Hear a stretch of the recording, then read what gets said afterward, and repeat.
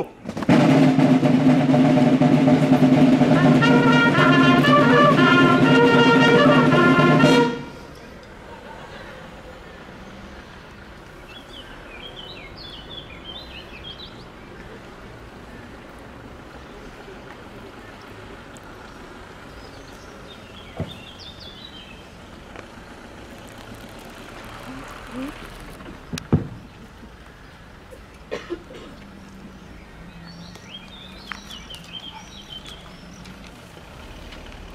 Message du 8 mai 2015. C'est à Rennes le 7 mai 1945, puis à Berlin le 9 mai, qu'aux côtés de ses alliés, la France recevait la capitulation sans condition de l'Allemagne nazie.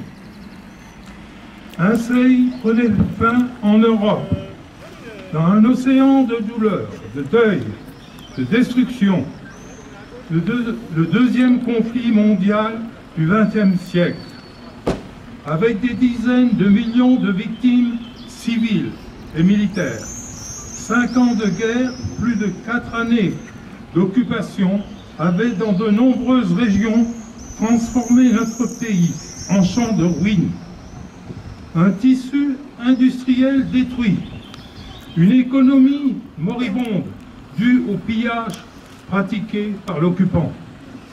Mais la France retrouvait sa souveraineté au prix de sacrifices immenses. Des millions de personnes ont subi, souffert, péri dans un génocide planifié. Déportés, résistants, prisonniers de guerre, requis au service du travail obligatoire, malgré nous, en Alsace, Lorraine, incorporés de force. Ces crimes barbares, inhumains, doivent demeurer dans nos mémoires, ne jamais oubliés. Le devront à tous les victimes des bourreaux nazis. Ce 8 mai 1945, les peuples asservis retrouvaient leur liberté grâce au sacrifice consenti par tous les soldats des armées alliées, en l'engagement sans faillite des résistants des forces françaises de l'intérieur, ceux de la France libre et coloniale, la deuxième DB du général Leclerc, ainsi que la première armée générale de la de Tassigny. Le don de la vie de ces hommes, de ces femmes, doit être la référence absolue dans notre quête d'humanité. Rendons grâce à tous ces héros connus ou inconnus qui ont contribué au retour de la liberté. Gloire à eux pour l'éternité.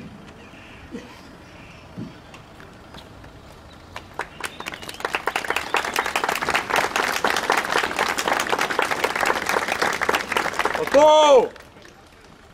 Garde à vous!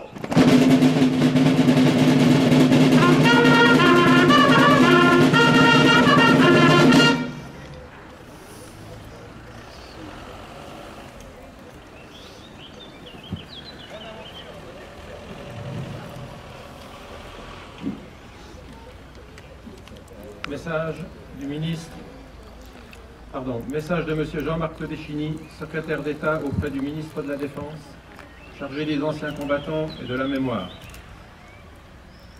En ce 8 mai 2015, la France commémore le 70e anniversaire de la fin des combats de la Seconde Guerre mondiale en Europe.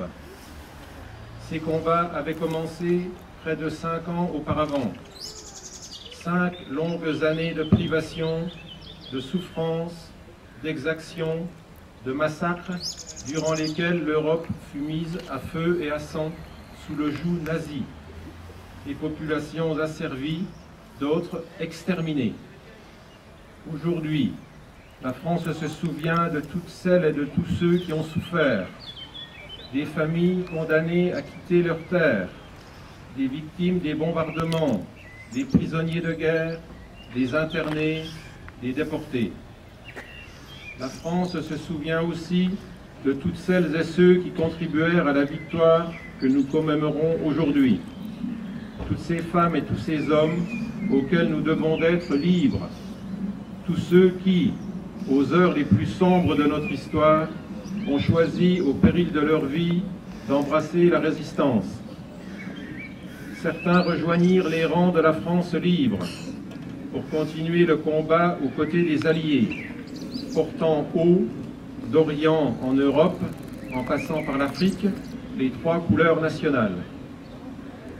D'autres choisirent de mener, sur le territoire national, la lutte dans l'ombre.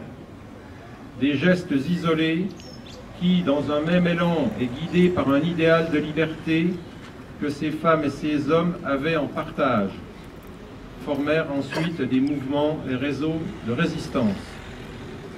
Leur engagement et leur sacrifice nous honorent et nous obligent. Cette année seront parmi nous les derniers témoins vivants d'une histoire qui constitue notre identité. 70 ans après, leur voix continue inlassablement de transmettre et d'enseigner. C'est à toute cette génération de la guerre que la nation française rend hommage en ce 8 mai 2015. Un hommage rendu par la remise d'une Légion d'honneur à plus de 1500 anciens à travers tout le territoire, mais aussi un hommage rendu par la voix de la jeunesse appelée à participer à cette journée commémorative. En ce 70e anniversaire, souvenons-nous que c'est dans les souffrances d'hier qu'ont germé l'incommensurable désir de paix et l'irréversible besoin d'Europe.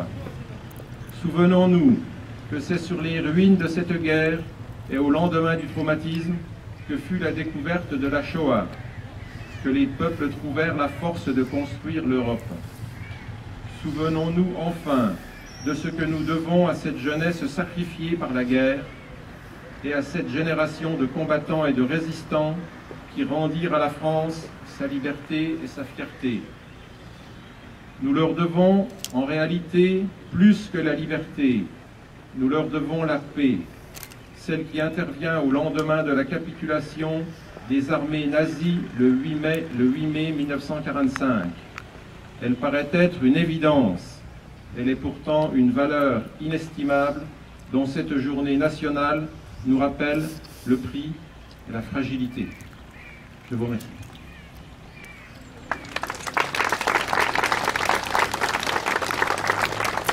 Chapeau!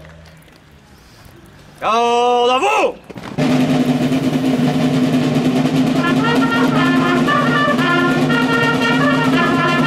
Présentez! Armes!